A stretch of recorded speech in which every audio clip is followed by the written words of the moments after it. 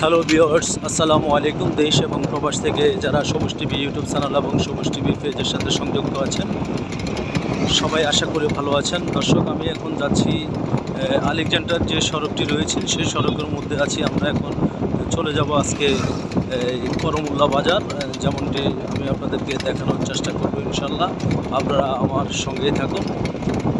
রাস্তাটা সারিবদ্ধ, দোনো সাইডে গাছ লাগানো আছে, খুব সুন্দর লাগছে। যেমনটি আমি আপনাদেরকে জানিয়ে রাখতে চাচ্ছি, খুবই সুন্দর একটি সিনারি, যেটা গ্রাম বাংলার প্রতিচ্ছবি। সবসময় আমি আপনাদের সঙ্গে আছি।